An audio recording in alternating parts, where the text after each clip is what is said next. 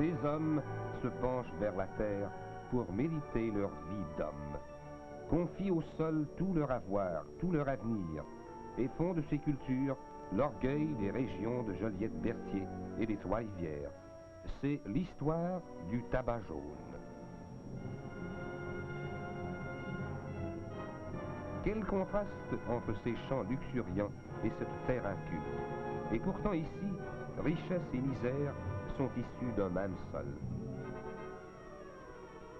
Ça, c'était en culture il y a 75 ans. Mais culture intensive, jamais d'engrais, aucune protection contre le vent.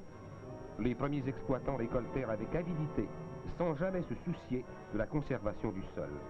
Résultat, épuisement de la matière organique, érosion par le vent, formation de dunes immenses et désolation par toute la contrée.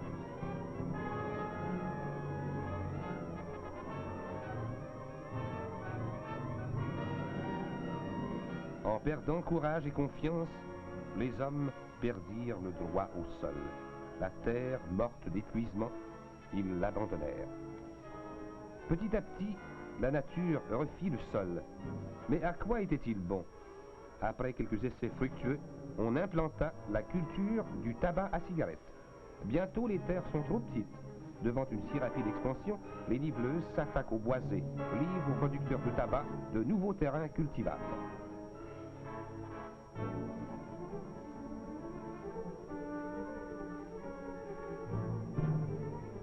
Équipée d'une lame garnie de grosses dents, la niveleuse arrache les arbres, sans trop déranger la mince couche de terre arable.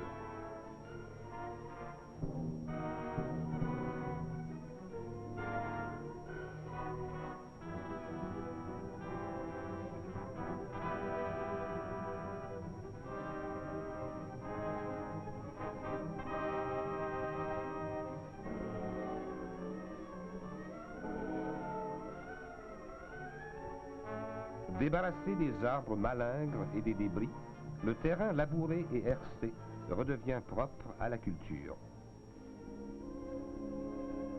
La saison du tabac commence au printemps par la production des plants. Le terreau est stérilisé à la vapeur. Ainsi meurent sûrement les graines de mauvaises herbes et les germes de maladies.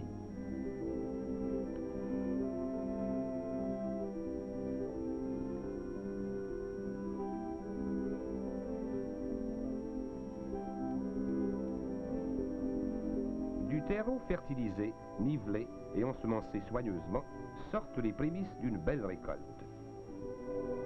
Une formule spéciale d'engrais chimiques, environ 1000 livres à l'arpent, est essentielle à une pousse vigoureuse et à la maturation hâtive du tabac.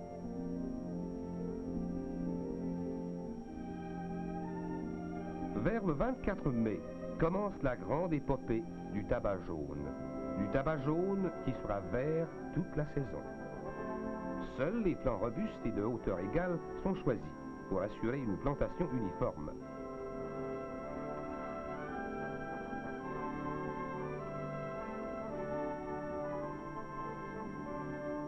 Transportés sous un abri, les petits bataillons attendent l'attaque. L'attaque, c'est la transplantation.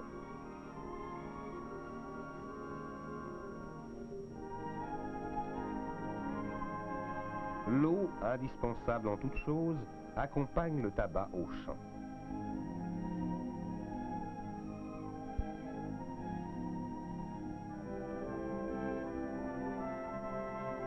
Les plants sont déposés dans le sillon à des intervalles réguliers de 22 à 24 pouces.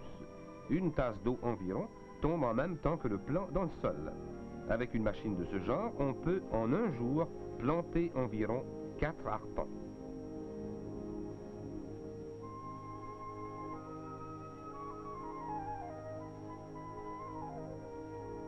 Pour recevoir de belle façon la visite du ver gris, ce mortel indésirable, les producteurs épandent à la brunante du son empoisonné.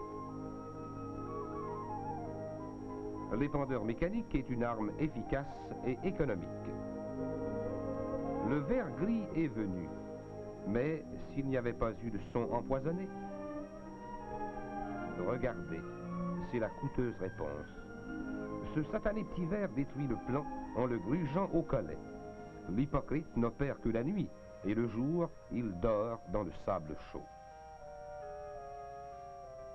Contre lui et ses semblables, l'homme se sert d'un engin meurtrier, la science.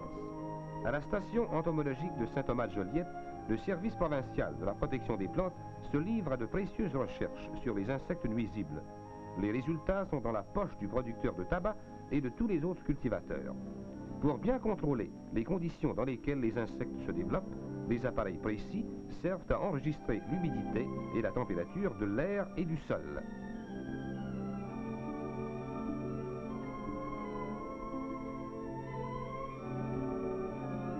Vers la mi-juin, le ver gris s'enfonce dans le sol pour se transformer en pupe ou chrysalide. La pupe du ver gris demeure environ 3 semaines dans son étroite cellule.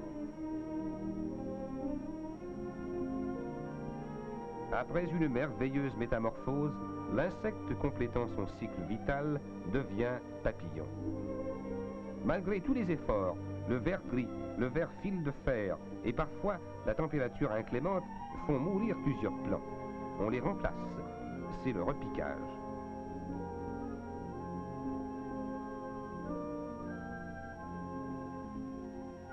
Pour travailler au tabac, pourquoi attendre l'âge de le fumer? Une plantation soignée donnera des champs bien garnis. Pour cela, il faut sarcler, et le plus tôt possible après la plantation. Ce travail réchauffe la terre et stimule la croissance des plants.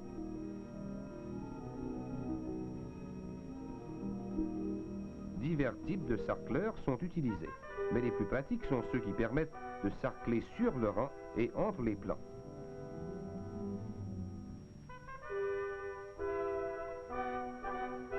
Vous qui n'êtes pas du métier, ne croyez pas devant ces tableaux champêtres que la culture du tabac est un repos. Ici comme ailleurs, le travail intelligent et assidu est toujours le meilleur gage de succès.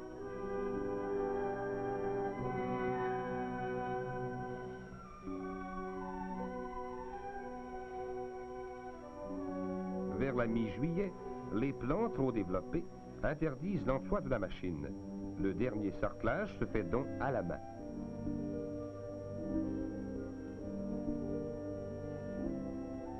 Au cours de la végétation, d'autres ennemis attaquent le tabac. La mosaïque est combattue par des mesures sanitaires et la rotation des cultures. Des insecticides très efficaces empêchent maintenant la sauterelle de causer ses ravages. Le ver à tabac est un gourmand insatiable qui coûte vraiment trop cher à nourrir. Les œufs sont pondus par le sphinx, un gros papillon de nuit, et éclosent dans quelques jours. Le ver à tabac est si vorace qu'il grossit presque à vue d'œil. Heureusement, les producteurs se débarrassent facilement de cet ogre grâce à 1 ou 2 applications de DDT.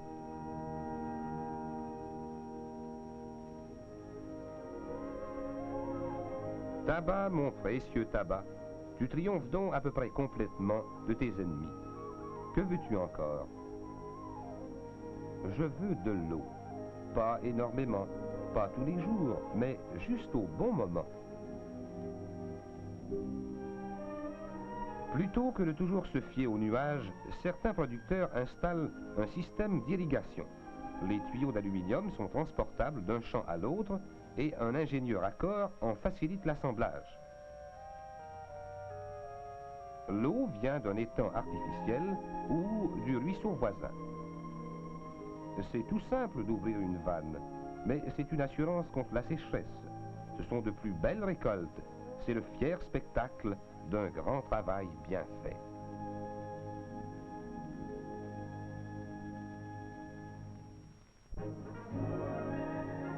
Fin juillet apparaissent les boutons floraux. C'est le temps de l'essimage. L'essimage conserve au feuillage la sève destinée à l'inflorescence. On le fait à la main. L'œil rapide juge où la tige doit être cassée selon la force et la croissance du plant.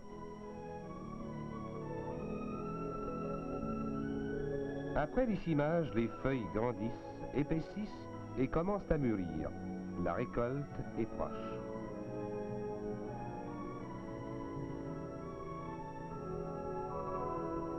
Au risque de grêle et de gelée hâtive, les planteurs opposent la supplique des croix rustiques et des calvaires.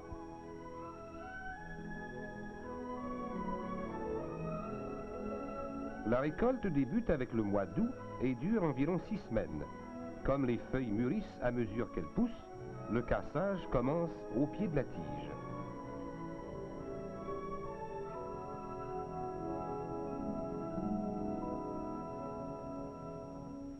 Vers le même temps se fait l'édrageonnage. Après l'échimage, des drageons ou rejets se développent au détriment des feuilles. En les enlevant, on augmente beaucoup la qualité des feuilles et on avance leur maturité.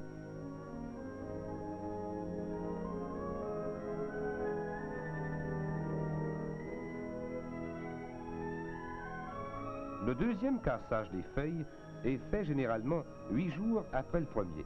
On casse 2 ou 3 feuilles par plant, mais l'important est de les choisir aussi uniformément mûres que possible.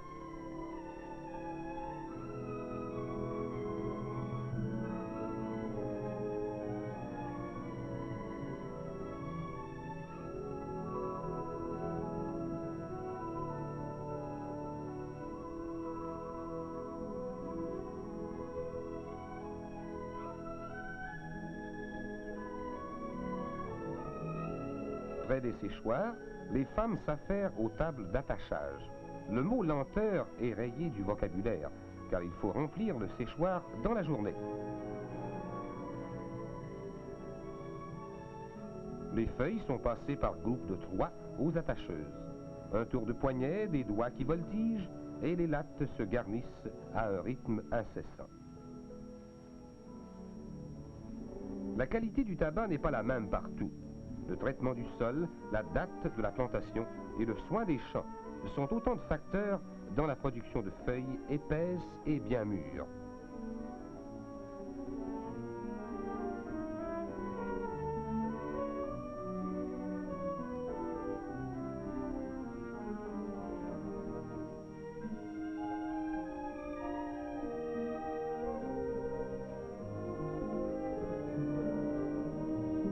Après 4 ou 5 cueillettes, il ne reste que quelques feuilles sur la tige.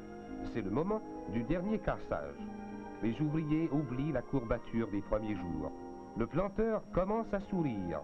La gelée traîtresse ne l'inquiète plus.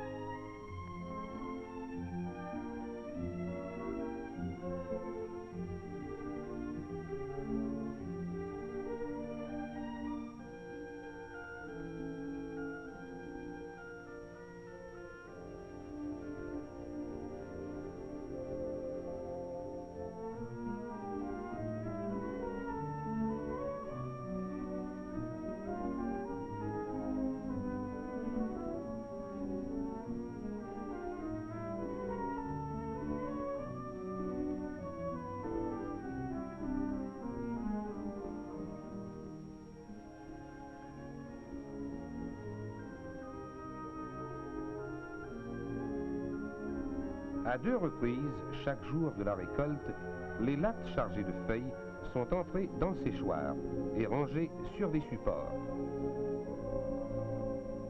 Le séchage du tabac à cigarette type Virginie est une opération très délicate que seul un homme expérimenté peut réussir. 2 fourneaux alimentés au bois ou à l'huile réchauffent des tuyaux disposés à la base du séchoir, de manière à répandre une chaleur égale à travers les lattes. Les 5 ou 6 jours du séchage, la température doit être surveillée jour et nuit.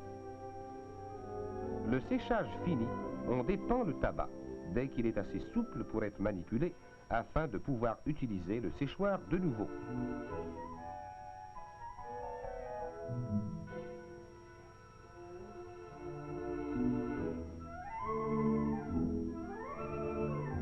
Les feuilles empilées iront remplir les entrepôts.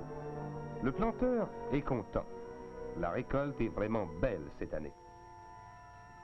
Et il est fier de la montrer à ses amis, parce que les longs mois d'attente, de travail soutenu et d'espoir sont enfermés dans les feuilles mordorées, dont l'arôme nous rappelle le miel.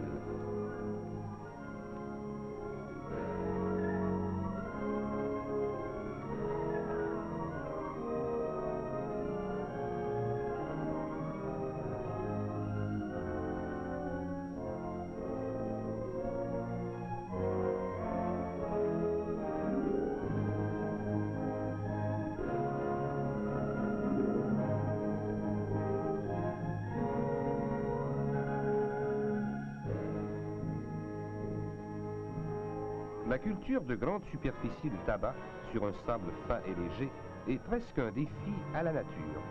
Dépourvu de la matière organique qui lui sert de lien, le sable poudroie à la moindre bourrasque.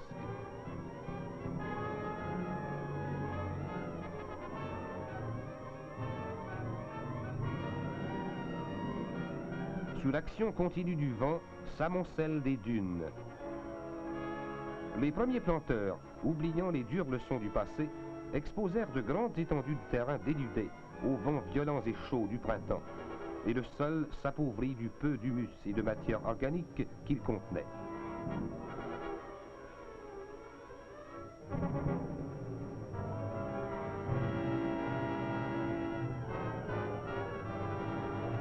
Certaines années, sur des milliers d'arpents, de jeunes plantations furent détruites et beaucoup d'autres partiellement endommagées. Après de tels désastres, il fallut adopter des mesures énergiques pour protéger le sol et les plants. Les dernières feuilles de tête récoltées, on s'empresse de passer le coupe-tige sur les rangs pour ensemencer le seigle sitôt que possible. Il ne faut pas laisser le sol à nu un jour de trop.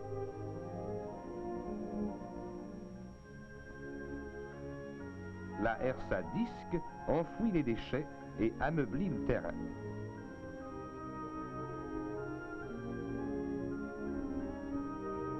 Le seigle, blé des terres pauvres, est le meilleur allié du producteur de tabac jaune.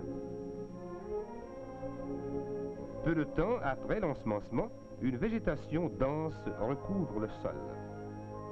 Semé sans retard, le seigle tale avec profusion dès l'automne. Et au printemps, comme il pousse très vite, il sera un brise-vent efficace pour la jeune plantation de tabac. Mais entendons-nous, comment croyez-vous pouvoir protéger un champ d'une longueur pareille? Un grand champ de tabac est toujours un grand risque. À vrai dire, le meilleur moyen est de le morceler en lisières de seigle et lisières de tabac.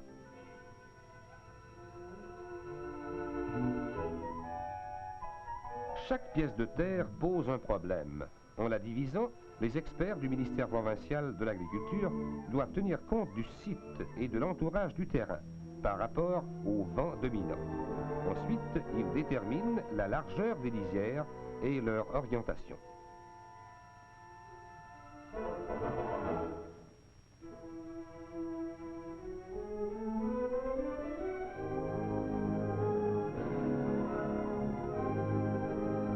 L'été suivant, notre trop grand champ a changé d'aspect. Le sol et le tabac sont maintenant à l'abri du vent.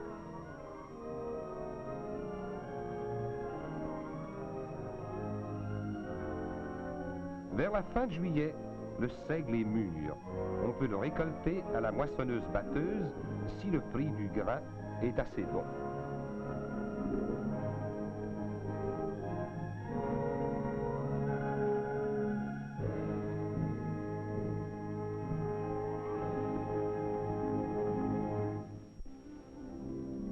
La plupart des producteurs préfèrent enfouir le seigle, paille et grain à la herse à disque ou à la charrue.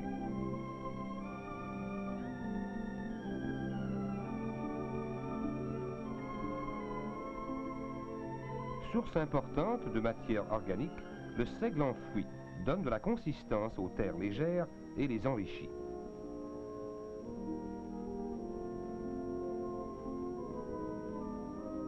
Une Une application de nitrate d'ammoniac au taux de 100 livres à l'arpent aide les bactéries du sol à transformer cette paille en humus.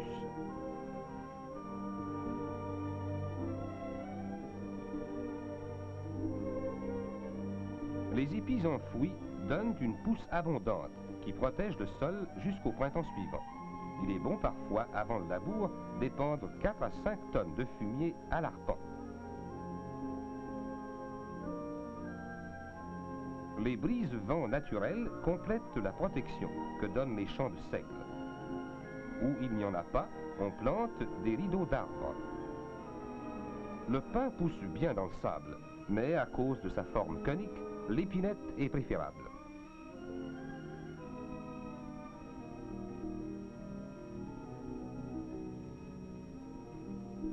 Le sable monotone est plus qu'une tristesse. C'est une menace que le vent rapproche des belles cultures et des habitations.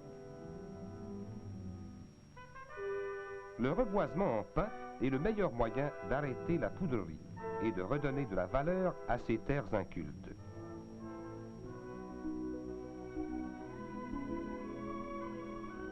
Parvenus à maturité, ces boisés seront une richesse. À la machine, de grandes plantations ont pu être faites. La forêt remplacera le sable. Sur la ferme, au début d'octobre, commence la préparation du tabac pour l'expédition.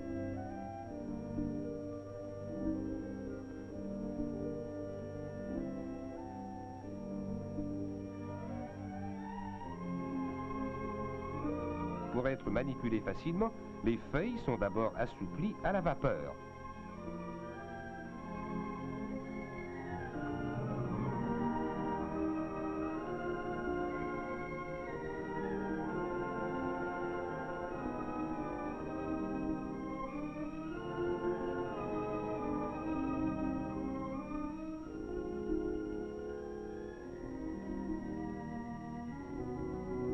Le tabac détaché des lattes est alors trié.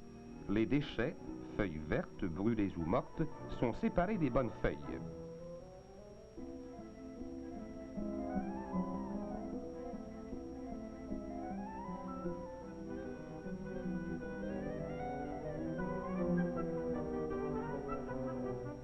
La dernière main au triage est celle du producteur.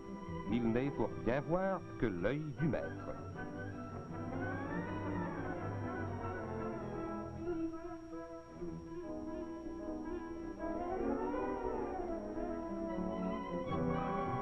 La texture de la feuille à cigarette de qualité est élastique, soyeuse et ses nervures sont fines.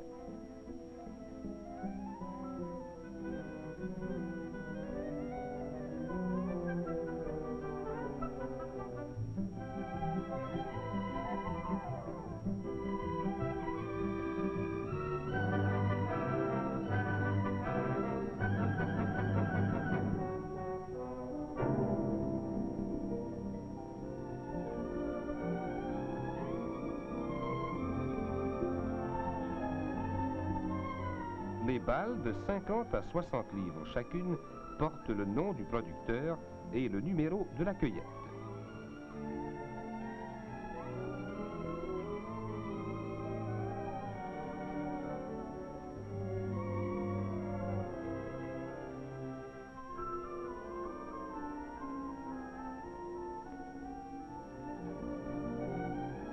Les planteurs livrent leur récolte à leur établissement de Joliette, la coopérative des tabacs laurentiens.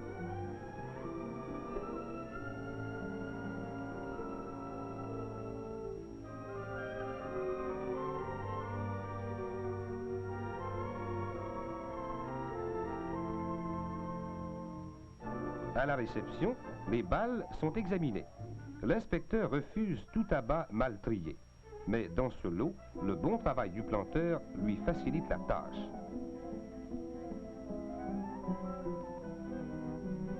Dans l'usine de la coopérative, on a commencé à traiter le tabac. Une cinquantaine de classeuses sont à l'œuvre.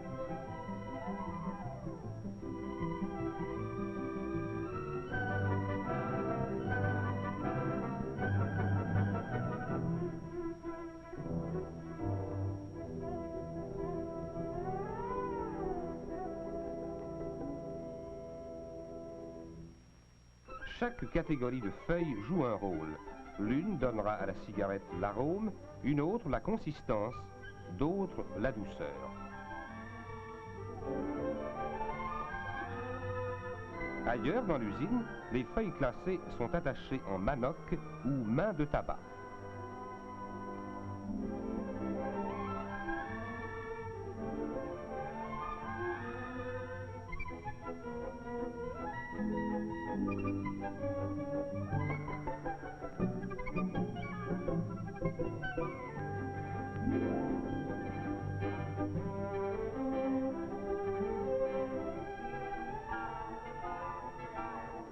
Les manocs, placés sur de longues lattes, sont amenés au dessiccateur. Dans cet appareil, le tabac est resséché, puis humidifié au point nécessaire à sa conservation. Des boucaux de bois, fabriqués à l'usine même, reçoivent le tabac à sa sortie du dessiccateur.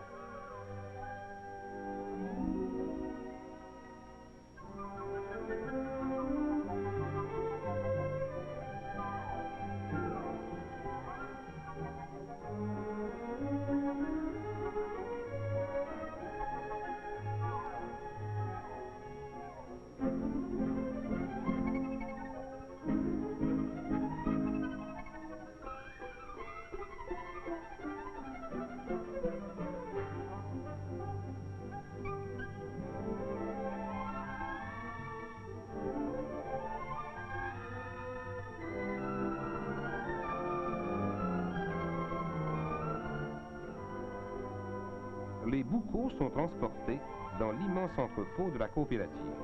Là, par la fermentation, le tabac va s'adoucir, gagner une saveur nouvelle et s'améliorer en tout point. Quelques mois plus tard, des boucaux échantillons sont ouverts pour être examinés par les acheteurs.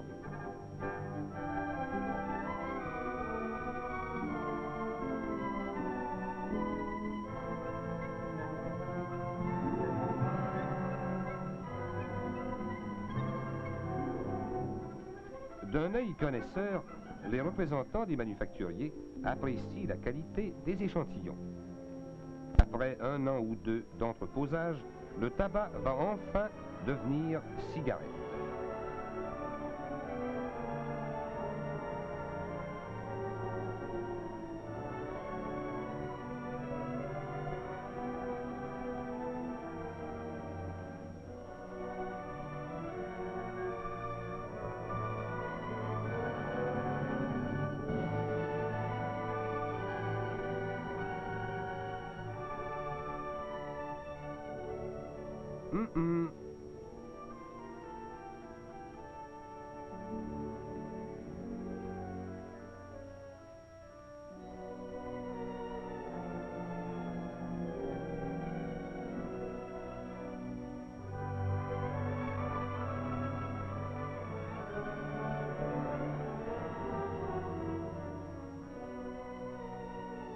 Tout ça pour de la fumée.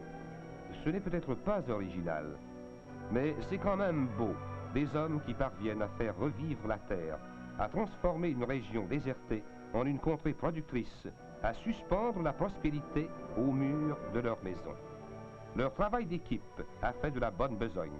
Avec l'appui des ministères provinciaux de l'agriculture et de la colonisation, avec l'aide avisée des agronomes, l'effort coopératif des producteurs a introduit et maintient dans le Québec une culture industrielle hautement spécialisée. Si tu le veux, enfant du sol, elle sera ton héritage.